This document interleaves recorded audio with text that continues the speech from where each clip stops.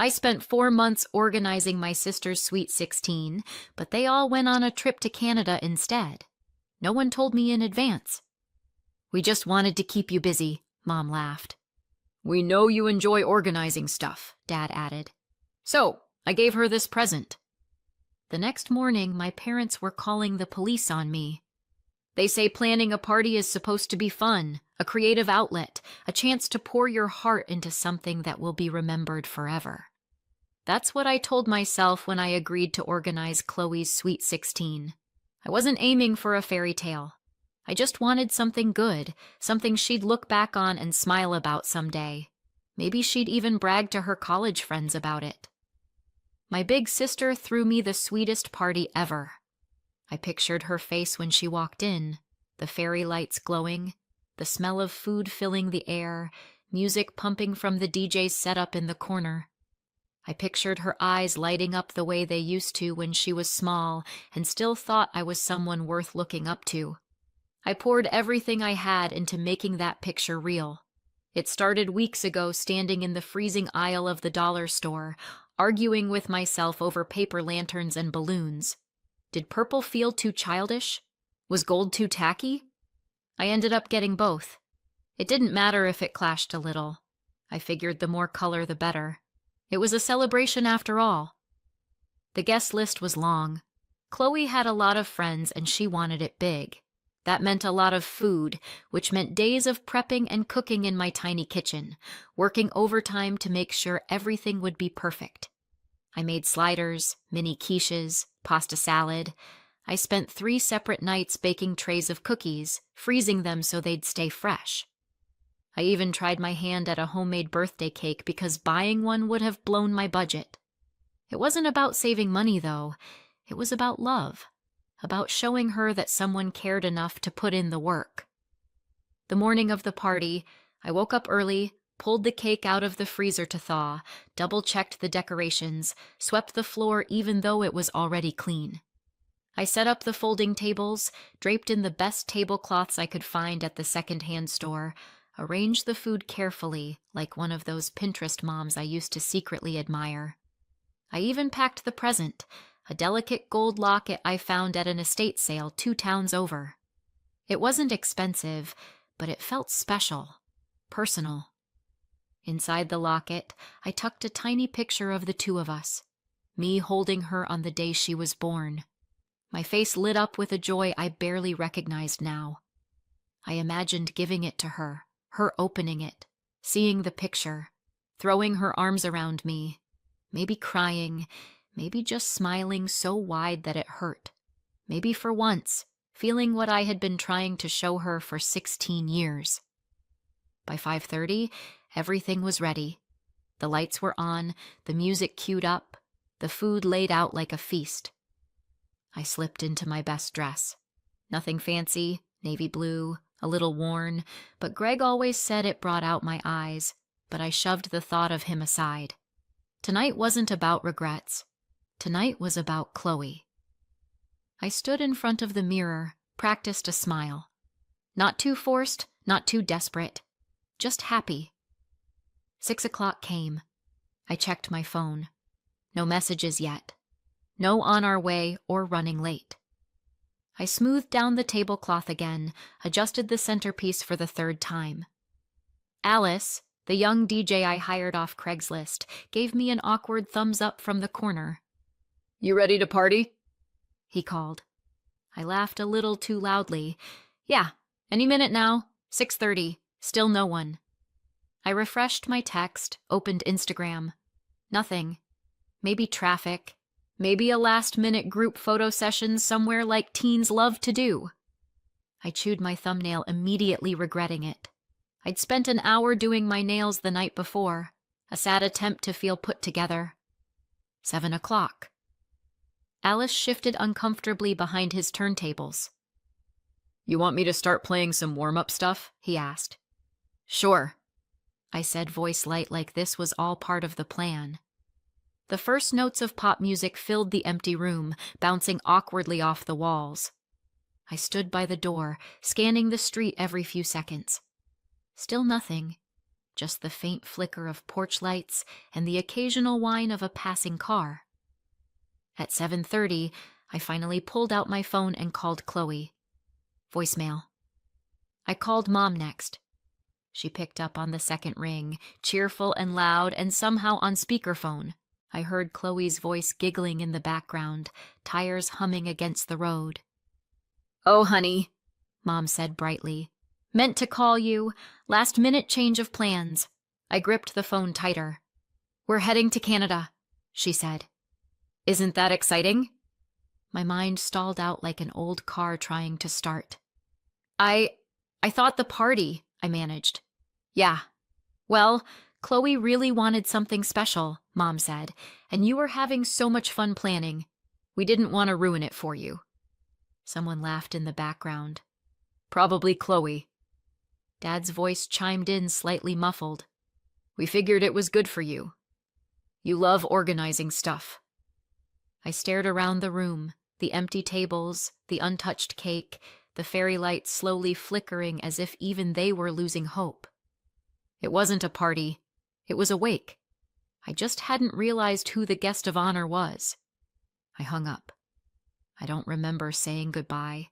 I just stood there clutching my phone like it might anchor me to something real. Alice packed up without a word. I didn't blame him. At 8, I blew out the candles one by one like little funeral rites. At 9, I sat on the floor with my knees hugged to my chest, staring at the locket, sitting in its pretty wrapped box. 10. I knew that this wasn't something I could just sweep up and throw away with the streamers. Somewhere deep inside me, something shifted, settled. Tonight, something ended, and soon, something else would begin. Something they would never be able to take back. I didn't sleep that night. Not because I was crying, not because I was angry, not even because I was planning anything. I just lay there staring at the ceiling, listening to the fairy lights buzzing faintly against the walls, wondering how it took me 22 years to figure it out. This was never about one party. It never was. When I was 6 and Chloe was born, I thought she was a gift.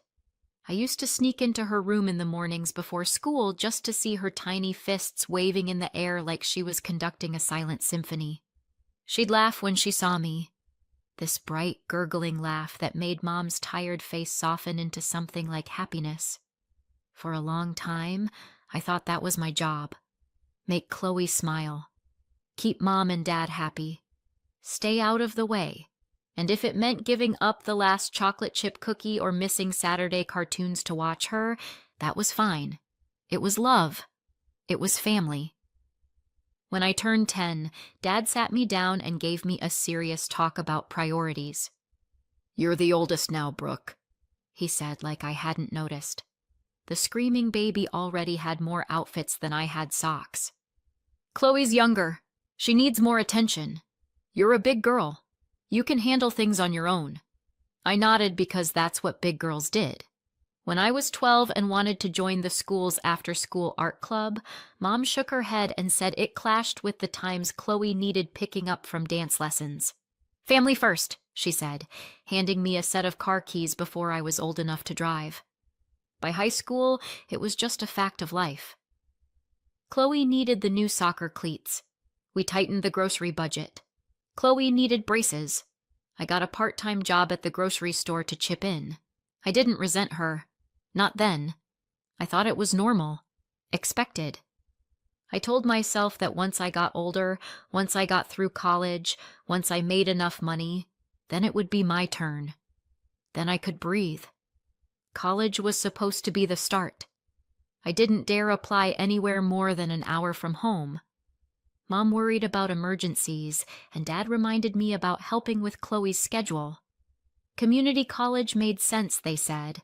Affordable, local, practical, and responsible. Brooke didn't argue. I squeezed in classes between shifts at the supermarket and late-night babysitting gigs for Chloe's friends. I learned to stretch a $5 meal across 3 days. I learned to pretend I didn't hear when other students talked about study abroad trips or road trips across the country. It was fine. It was all temporary. I had a plan. Work hard, graduate, get a steady job, help Chloe through college. Then I could think about myself. Maybe sometimes, though, when it was late and I was too tired to sleep, I'd pick up my guitar. I wasn't great. Good enough for open mics. Maybe good enough to dream a little. Music was the only thing that felt purely mine. Not something practical, not something responsible, just joy. There was a boy, too, back then. Micah Keller. Skinny jeans, soft brown eyes, voice like cracked honey. He played the drums. We messed around in a band for a while. Nothing serious, just covers and the occasional hopeful original. He talked about leaving, traveling, seeing the world with nothing but a backpack and a guitar. He asked me once if I wanted to come with him. I laughed. Of course not. I had responsibilities. Maybe someday, I said. Someday's a long time to wait, he told me. But he smiled like he understood. And he left. And I stayed because that's what good daughters do. They stay. They give. And when there's nothing left to give, they smile and find more. After college, I got a job at a local insurance office. Steady paycheck, benefits, respectable.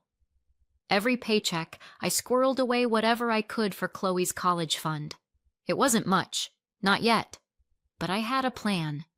She wanted to go out of state someplace fancy and ivy covered.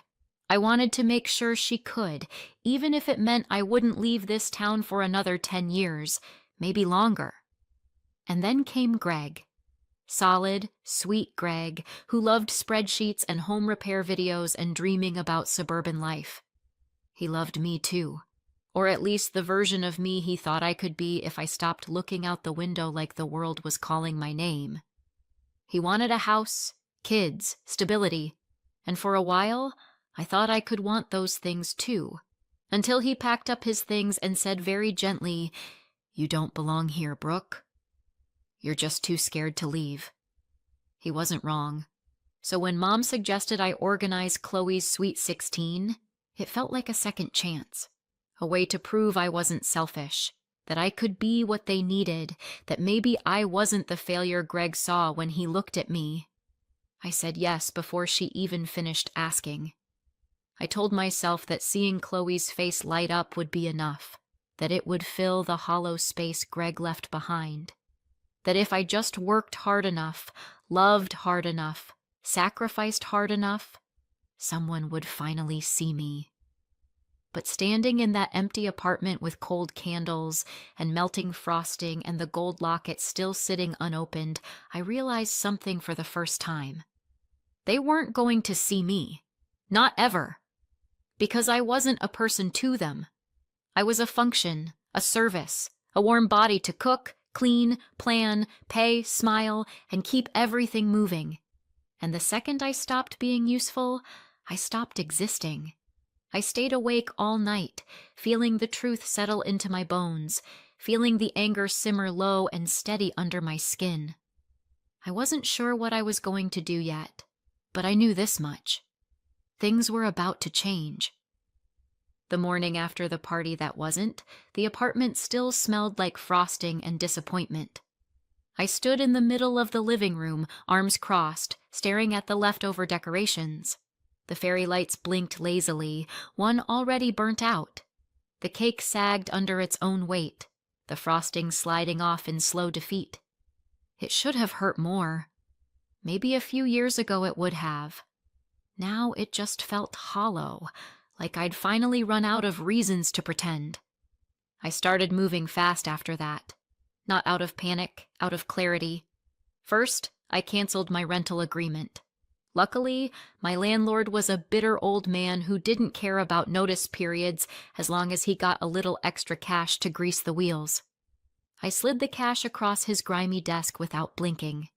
Next, I walked into the office where I'd spent the last year filing other people's dreams into color-coded folders and submitted my resignation.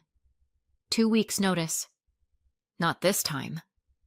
My manager's eyes widened like a cartoon character when he read the letter. He sputtered something about future opportunities and burning bridges, but I was already gone before he could finish. I wasn't burning bridges. I was lighting my own damn road. By noon, I was home. A one-way ticket to France sitting in my inbox, gleaming like a dare. I stared at it for a long time. The little blinking cursor next to the confirmation number felt like a heartbeat. In 2 weeks, I'd be gone. Not just from this apartment, not just from this town, from all of it.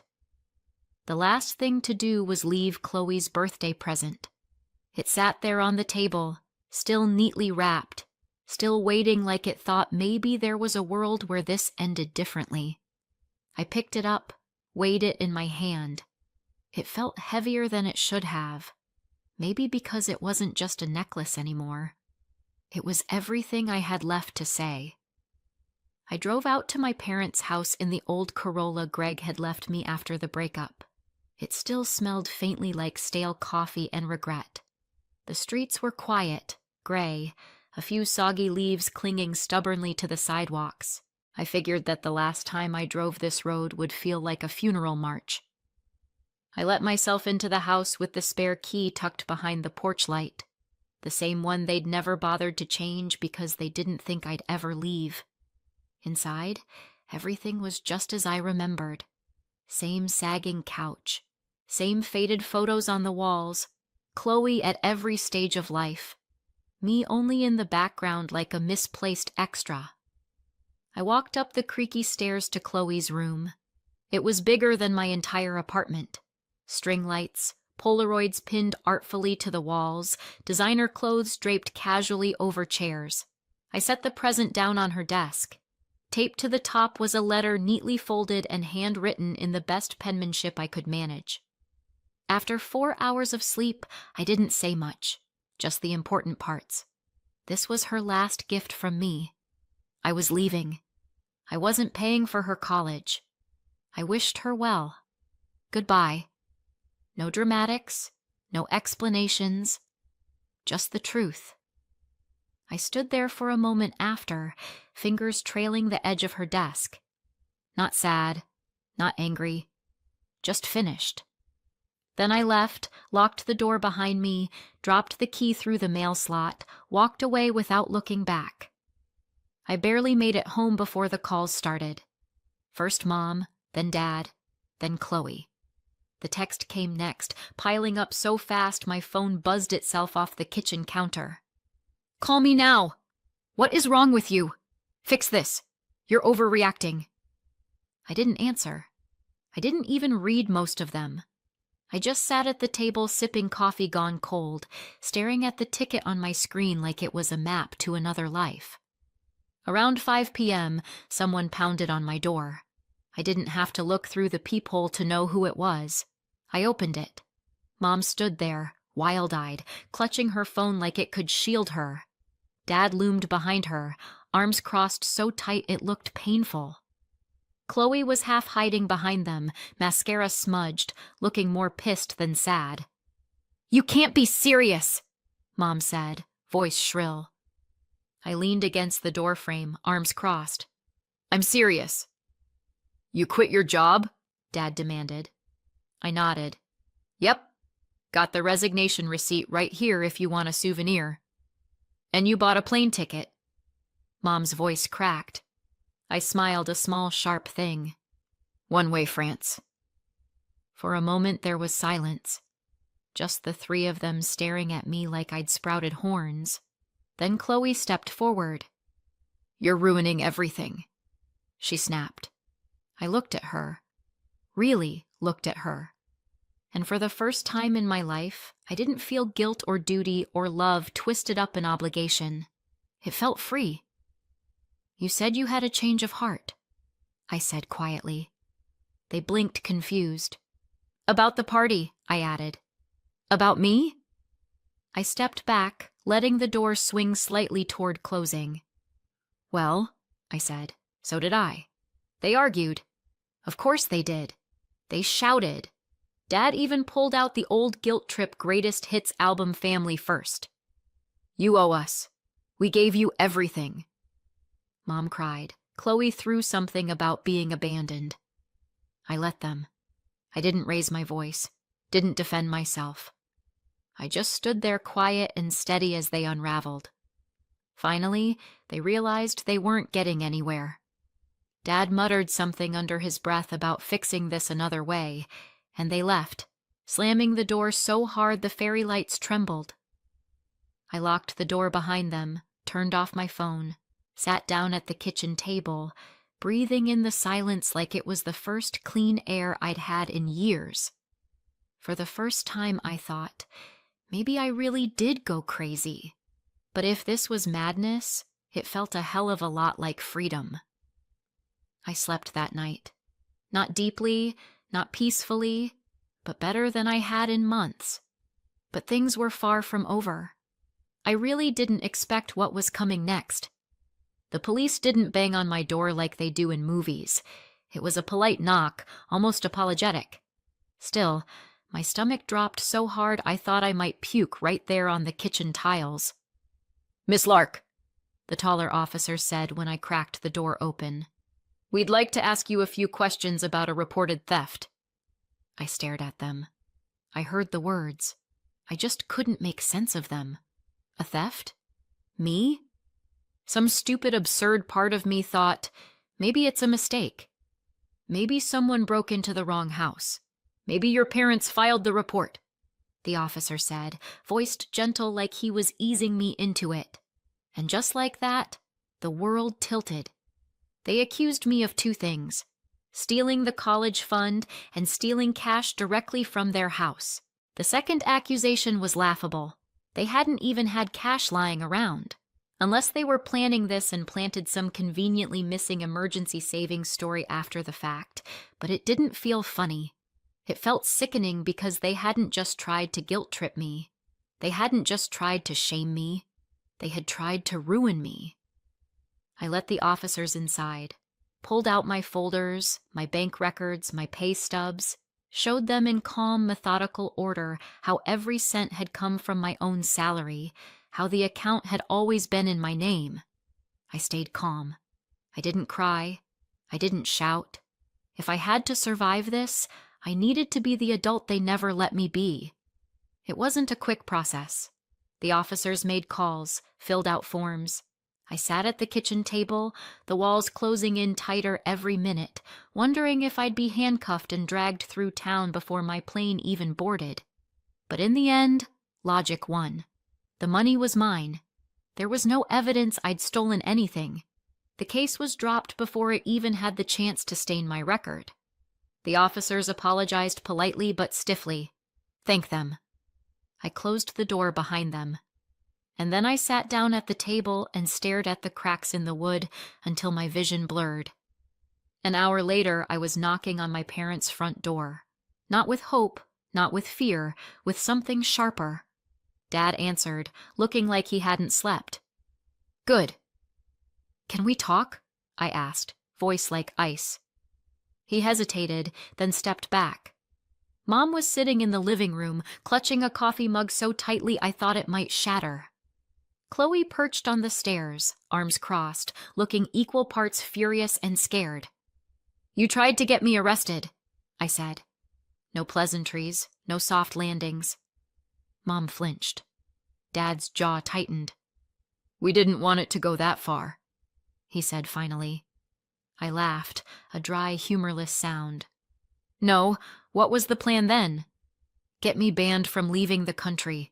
Make me so scared I'd stay. Neither of them answered. I pressed forward. You made up theft charges against your own daughter. You weren't thinking straight, Brooke, Mom said. Her voice wobbled.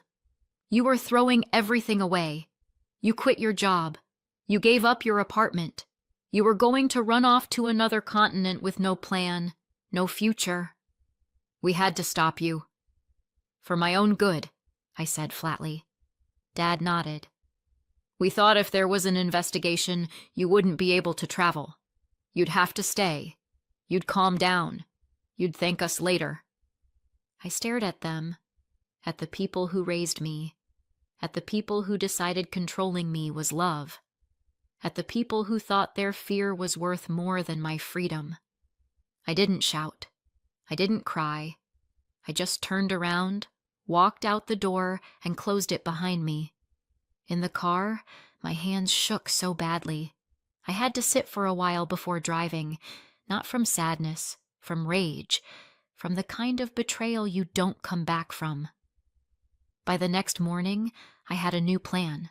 They wanted to lie about me, fine, but they didn't get to keep lying in the dark. I started simple. An email to the extended family, the aunts, uncles, cousins, just the facts. How I spent months planning Chloe's Sweet 16. How they ditched me for a Canada trip without telling me. How they laughed about it. How they tried to trap me here by filing a false police report. No emotion, no accusations, just receipts. Then I sent a few polite messages to Chloe's friends. The ones who were supposed to come to the party. The ones I'd made many gift bags for, now gathering dust under my bed. I didn't scream. I didn't slander. I just let them know the truth about why there was no party, about who had really been responsible. The ripple effect was immediate. Texts, emails, phone calls I didn't answer. Family gatherings would be awkward for a while. Chloe's birthday posts were quietly deleted. Mom's Facebook page was a shrine to family values, went suspiciously quiet. Good.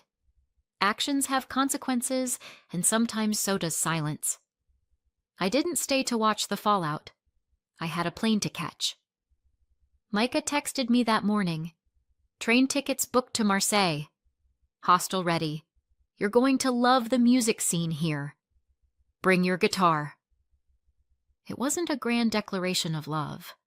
Wasn't some fairy tale. It was an open door. A reminder that I was choosing something better, something mine. At the airport waiting for boarding, I thought about Chloe, about how once I would have moved mountains to make her happy. Now I was just moving myself out of their orbit. It felt like loss. It also felt like victory. Maybe both things could be true at the same time. When my flight number was called, I stood up, grabbed my backpack, slung my guitar over my shoulder, took one last breath of stale terminal air, and walked forward toward France, toward music, toward maybe, just maybe, a life where I wasn't just the responsible one, where I was free. I don't know if I made all the right choices. Maybe there was a better way to handle it. Maybe there wasn't. But I do know this. For the first time in my life, I chose myself. And honestly, I don't regret it. What do you think? Was I wrong to walk away the way I did? Should I have forgiven them? Or was it finally time to stop being the one who always stayed? I'd love to hear your thoughts in the comments. And if you want more stories like this one, full of mistakes, heartbreak, and maybe a little hope,